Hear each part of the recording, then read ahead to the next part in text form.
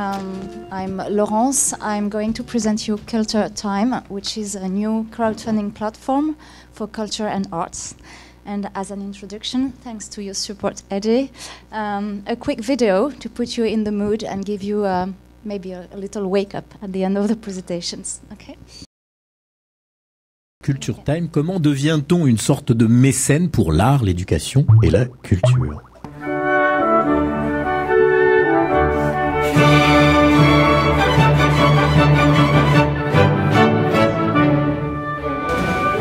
Bonjour, Thérèse Lemarchand. J'ai souhaité créer Culture Time pour rendre le mécénat culturel aussi populaire que le don philanthropique, avec la valeur plaisir en plus. Bonjour, Laurence Boursican. J'ai créé Culture Time pour changer notre relation avec la culture à l'heure du numérique, créer de la richesse pour tous par le geste de mécène, un coup de cœur et un engagement. Bonjour, Jean-Noël Justin. J'ai créé Culture Time pour développer une machine de guerre qui permette aux organisations culturelles de communiquer avec leurs mécènes, gérer leurs dons sans effort et leur offrir une nouvelle relation privilégiée. Devenir mécène, un geste à la portée de tous. Pas besoin d'une grande fortune pour aider le musée départemental de Beauvais, le MUDO comme on le surnomme, lance une souscription de 10 000 € pour restaurer une de ses œuvres majeures, l'enrôlement des volontaires. C'est très simple, ça utilise le numérique, les nouvelles technologies. Il suffit de se connecter sur une plateforme internet, culturetime.com, et de faire un don en ligne à partir de 1 €.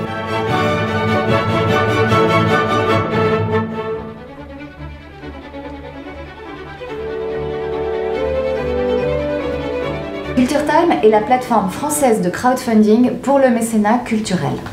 Culture Time est ouverte aux musées, théâtres, festivals, orchestres qui recherchent des financements pour réaliser leurs projets, souhaitent renouveler leurs relations au public et développer leur impact sur le numérique. Avec culture-time.com, ils proposent une nouvelle expérience culturelle à des gens qui sont motivés pour contribuer financièrement à leur patrimoine et partager des avant-premières, des séances de dédicaces, des moments privilégiés avec ceux qui les entourent. Je voudrais dire aux mécènes qui vont se manifester en grand nombre, merci beaucoup. Vous êtes les anges pour nous les jeunes artistes et les grands chanteurs de demain. Nous avons besoin de vous et nous vous sommes très reconnaissants et très remerciants. Merci beaucoup. Le secteur culturel en France, c'est 3,2% du PIB, 670 000 emplois directs et 57 milliards d'euros de valeur ajoutée. Culture Time souhaite contribuer au dynamisme de ce secteur, extrêmement porteur et facteur de compétitivité internationale pour la France. Pour cela, nous entrons dans la phase d'accélération de notre modèle pour plus de participatif, le développement mobile et l'international. Vous aimez ? Accompagnez-nous.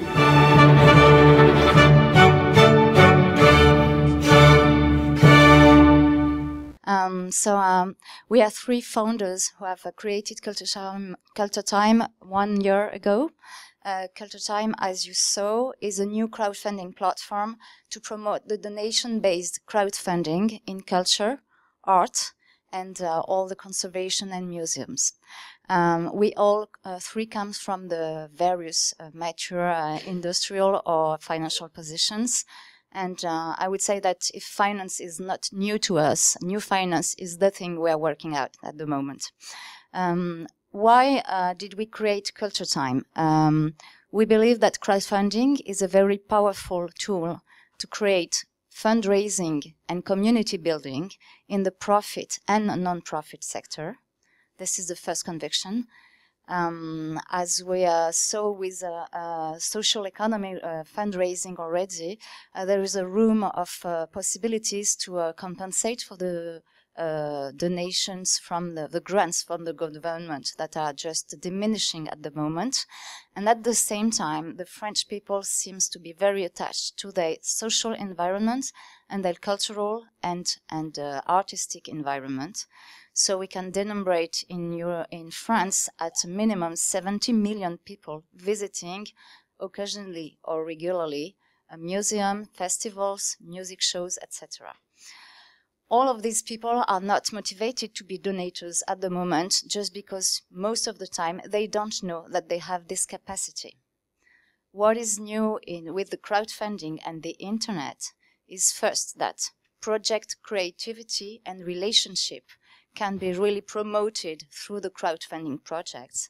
And second, that the situation in France is very specific and supportive for the development of crowdfunding in arts and culture, because first of this large cultural public sector and associations, and second, what we call the loi mécénat, which is a specific tax context, which enables donators to benefit from tax incentives comparable to those of companies.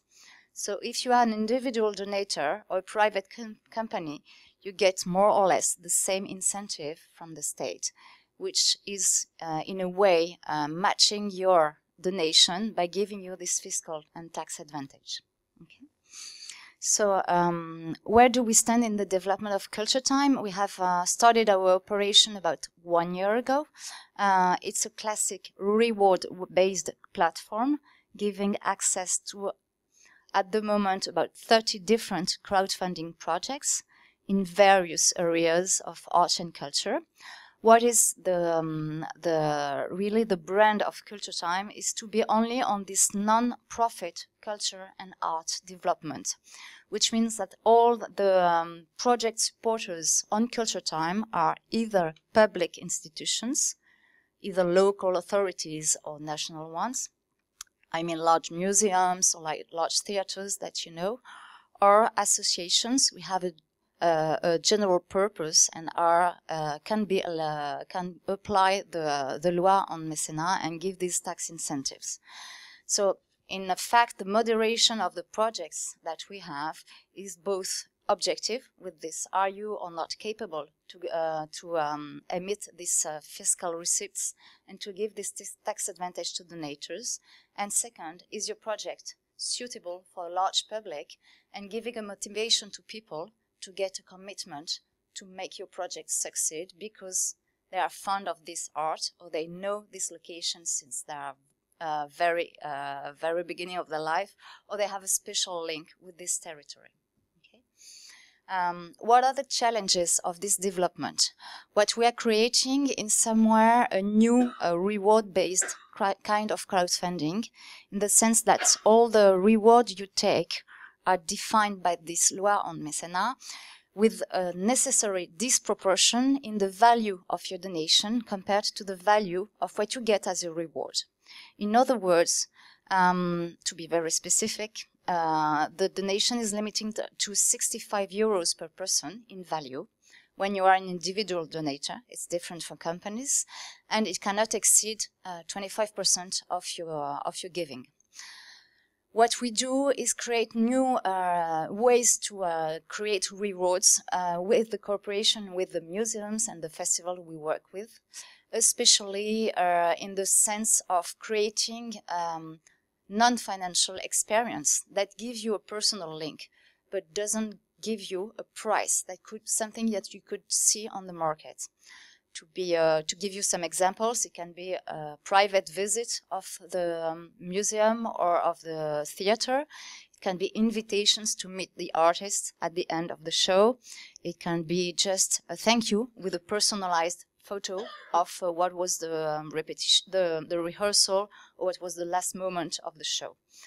For the moment, we are meeting a great success in enabling both the community of the project builders, I mean all these festivals, museums, and public places where you see what we call the common interest, culture and art, which are willing to go forward and to make a step towards their audience to create a new relationship.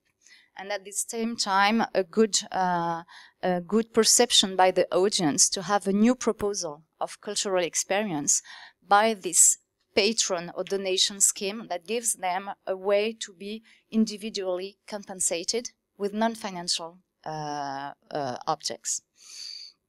Now we are reaching a level where we are building new donators every day. There are people coming on the platform to meet with new projects that create something different in their relationship with opera, classic music, modern music, education of young people to culture. And we are building now an objective for 2015 to have fundraising exceeding 200,000 euros accumulated on the projects that we are raising at the moment. What we changed in the crowdfunding basically is to say we can be very specific in a sector if this sector has the potential in terms of market depth and attractiveness in terms of communities and project quality.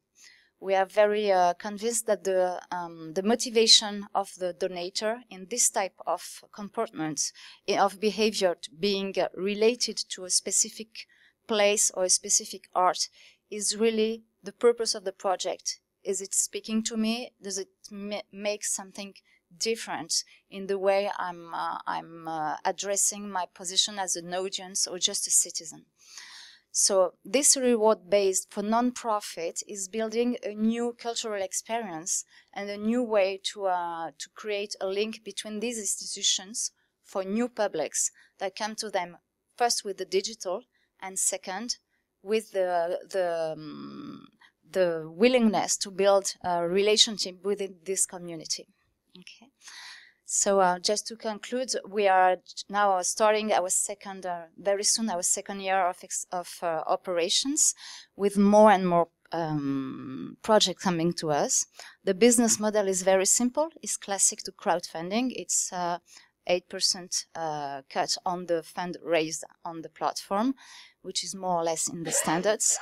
And we hope to build a brand new offer of various and interesting project for the next year. To conclude, I would raise two questions. Is this very French, or is it going to be something scalable and capable to be duplicated in other countries? We believe that the European model of culture is pretty common and gives a ground for further development. This could be one thing interesting. And second question, is this social finance really new finance? I would say that we are not building new currencies here, but for sure we are building exchanges of new values between all this public sector that has been dedicated to his mission for the large public and the new possibilities they have to answer the expectation of this public with new community social networks with new digital possibilities. A lot of our rewards are just digital objects that have no price on the market, but give something exceptional to the audience who is willing to support the project. Okay. Thank you.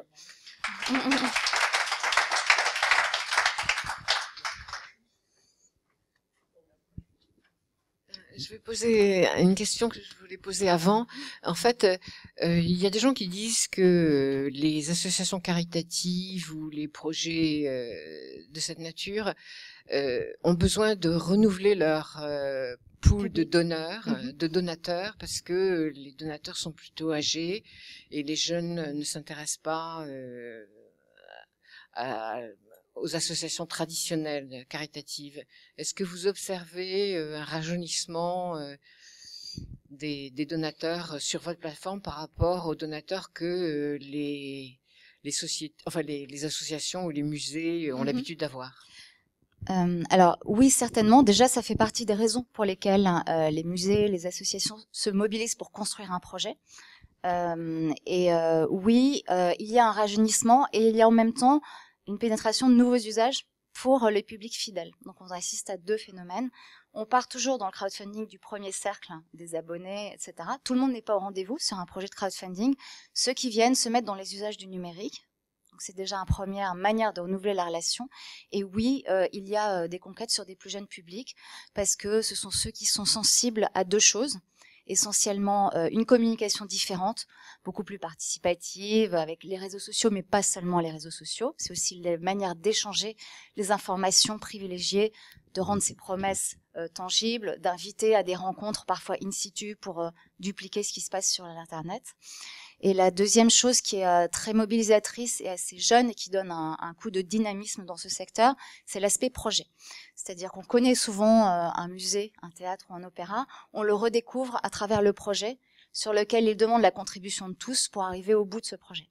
Et Dieu sait si, dans nos dialogues avec les institutions, il y a beaucoup de projets qui sont encore, comme ils disent, dans les cartons ou dans les caves, parce que pas assez de marge de manœuvre dans les budgets de financement ou pas assez de possibilités, de flexibilité par rapport aux contraintes de gestion et de mission d'intérêt général qu'ils ont. Donc oui, c'est un rajeunissement.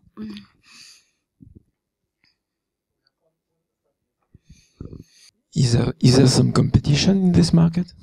Oui, il y a une compétition. Il y a une compétition d'abord de la part des institutions elles-mêmes, les plus grandes ayant entre guillemets une marque et une puissance de développement Internet. On va citer bien sûr le Louvre, qui fait régulièrement tous les ans une collecte d'environ 1 million d'euros. Tout le monde n'a pas la surface ni l'ampleur d'action de ces musées. Et il nous a semblé important de développer un outil à un coût compétitif pour l'ensemble des acteurs de la profession, de manière à justement rendre l'utilisation du crowdfunding performante et efficace pour tout le monde. Donc ce qu'on a adapté essentiellement, c'est dans le secteur, l'émission des reçus fiscaux par les organisations est automatisée dans notre back-office. Il y a une communauté d'un certain nombre de pratiques qu'on observe pour l'engagement des publics, et la conversion des publics en donateurs est vraiment le cœur de notre valeur ajoutée. Et puis la compétition, la deuxième compétition, concurrence, excusez-moi, je fais de l'anglicisme, c'est bien des plateformes généralistes qui font du don pour les entrepreneurs et les créateurs et qui de temps en temps, occasionnellement, s'intéressent à quelques belles opérations dans le patrimoine, le mécénat. Et voilà. Et donc cette concurrence est saine, elle montre qu'il y a de l'intérêt sur le marché. Et simplement notre pari est d'aller un petit peu plus loin dans la démarche et d'avoir une communauté plus qualifiée de gens qui sont vraiment attirés par ce qui est au cœur de ce secteur culturel et éducatif et d'artistique d'intérêt général. Pas que sur l'acception française, mais aussi sur les valeurs qu'ils partagent, de mission d'intérêt général, et de ce qu'on appelle un espèce de crowdfunding citoyen, civic crowdfunding, c'est-à-dire où les gens redécouvrent par le crowdfunding un lien aux valeurs communes et aux biens communs qu'ils peuvent se réapproprier en devenant des acteurs en fait, et en les vivant au plus près. Je suis pas sûr d'avoir bien compris, mais j'ai l'impression que vous disiez que ce modèle-là pouvait mieux fonctionner en France ou dans des pays ayant un peu notre mode de fonctionnement autour de la culture. Et si c'est ce que vous avez dit, j'ai pas compris pourquoi. Non, en fait, je posais la question, is it so French? Est-ce que le modèle qu'on développe va être scalable? Et mon pari était de dire oui. En tout cas, parce qu'il y a un vrai débat sur l'exception culturelle française.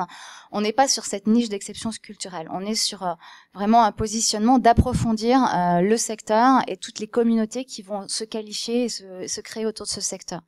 Et il nous semble que, à l'évidence en Europe et peut-être plus loin, la culture constitue dans l'ensemble de l'offre de loisirs culturels quelque chose de majeur, un secteur lourd sur lequel le crowdfunding apporte vraiment une valeur d'innovation avec ce qu'on est en train de créer sur ces échanges avec des contreparties extra-financières et une nouvelle manière d'aborder ce rôle du spectateur en devenant acteur et en rentrant dans cet échange. Voilà. C'était un petit peu pour ouvrir sur le modèle en tant que tel. Et ça marcherait moins dans un modèle anglo-saxon où Ça marche déjà très très bien. Ouais. Ils sont très très en avance. Mais voilà, c'était juste pour dire, on n'est pas juste cantonné au fait qu'on ait un public. Et d'ailleurs, c'est un des paradoxes, c'est-à-dire c'est un secteur très subventionné. Tout le monde sait que le Louvre capte un gros morceau des subventions de la culture et pourtant c'est là qu'il y a le plus de donateurs pour aider à des acquisitions. C'est vraiment, on est en train de renouveler un espèce de triangle relationnel. C'est pour ça qu'on est vraiment dans une nouvelle finance entre les acteurs du public quels qu'ils sont et qu'on finance à titre individuel par notre impôt, les acteurs du milieu culturel qui sont souvent aussi des entrepreneurs culturels même dans leur structure, et les particuliers qui peuvent faire un geste, devenir acteurs de cette partie-là de leur environnement à la fois économique et social, et puis c'est pas désagréable, flécher leur impôt puisqu'ils ont 66% d'avantage fiscal. Est-ce que vous avez des relations avec les sociétés de perception-répartition des droits d'auteur, par exemple, qui peut être finalement un relais pour finalement élargir aussi leur palette d'artistes, etc. Alors c'est une bonne question. Non, pour l'instant on est beaucoup en relation avec des groupements professionnels, des associations d'orchestres, de festivals. qui joue un rôle un petit peu fédérateur. On n'a pas été, mais ça serait intéressant de développer effectivement un modèle par rapport en complément de ce qu'ils font, puisque il se trouve que de par notre positionnement sur le mécénat et le mécénat participatif, on s'adresse moins aux artistes privés, donc qui vivent de ces droits d'auteur, mais il faudrait envisager ça dans le contexte de l'exploitation des droits tels qu'ils sont dans le domaine public. On rentre dans un débat intéressant. Oui. Moi j'ai une question. Sorry. Ouais. Yes, I do. En fait, je me suis pas vraiment sûr qu'il y ait vraiment une exception culturelle française parce qu'il y a beaucoup de gens qui s'intéressent à la culture. Mais c'est vrai que ça peut marcher ou ça peut aussi avoir l'intérêt. J'imagine si je pars en vacances, il y a un endroit qui me plaît, je vois un musée qui fonctionne mal, je suis prêt à l'aider. Mais du coup, ça peut être aussi à l'étranger. Est-ce que c'est des choses que vous regardez aussi ou parce que du coup, potentiellement, c'est très scalable, c'est très large. Ouais. Ça demande des gros efforts de com. Mais le marché est énorme. Le marché est énorme. Quand je parlais de 70 millions de visiteurs en France, il y a énormément de touristes de Nord et de touristes qui viennent et qui reviennent en France. Donc oui, il y a un gros potentiel. Et d'ailleurs, les campagnes du Louvre, lorsqu'ils donnent leurs chiffres, plus ça avance, plus ils ont de donateurs comme ça qui sont des touristes qui reviennent, des donateurs qui viennent de l'étranger. Et donc on travaille aussi, on est bien sûr dans les associations professionnelles du crowdfunding. Il y a aussi beaucoup de travaux au niveau européen sur le développement du crowdfunding aussi dans les secteurs culturels, puisqu'il y a quand même de gros enjeux sur l'identité culturelle en Europe. Et on espère qu'il y aura prochainement des avancées qui permettent de faciliter encore ce qu'on appelle les cross-borders, c'est-à-dire le fait de pouvoir donner d'un pays vers l'autre en gardant un petit peu le même statut et le même type d'avantages. Je vous prie de m'excuser pour la présentation, donc, mais je la donnerai, elle est disponible, elle sera disponible sur le site. Je la téléchargerai pour que vous puissiez voir en visuel. Ça reprenait un petit peu ce que disait la vidéo, avoir un peu plus de détails sur quelle est un petit peu la sauce secrète, comment tout ça fonctionne et comment se fait-il que un outil comme le crowdfunding qui vient vraiment du digital, du gaming même, et au départ de choses très techniques, remonte petit à petit jusqu'à la culture la plus établie et la plus ancienne, et comment ce mariage se fait et fonctionne. Juste pour conclure, pour donner un petit exemple, on dit souvent que le crowdfunding n'a pas inventé le fundraising, puisque la Statue de la Liberté a été financée par un appel à souscription publique à l'époque. Ce sont les habitants de New York qui ont fini de financer le socle de la statue et plus d'argent pour la monter. Et à l'époque, c'est Monsieur Pulitzer, qui possédait le New York Times, qui a fait un appel à souscription dans la presse, qui était le média nouveau, moderne de l'époque, qui permettait de toucher un plus grand nombre de personnes. Ce qui change aujourd'hui, donc quelque part dans la culture, il y a toujours eu ce souci d'en appeler parfois au plus grand nombre pour une cause commune, pour édifier un projet qui vaille la peine, qui porte des symboles. Aujourd'hui, avec Internet, tout a changé. On est capable, pour n'importe quelle structure ou association qui veut bien faire le geste d'aller vers ses publics, de mobiliser rapidement des communautés et d'atteindre ce que le British Museum appelle les 3 R que je partage avec vous. Revenue, lever des fonds. Et Dieu sait si c'est difficile. Dans ce contexte et dans le milieu culturel, c'est une forte pression. Deuxièmement, relationship, créer des communautés. Et troisièmement, reach, c'est-à-dire faire parler de soi, exister dans le secteur comme étant un acteur d'innovation et de nouveaux échanges avec des nouveaux publics. Voilà. Thank you.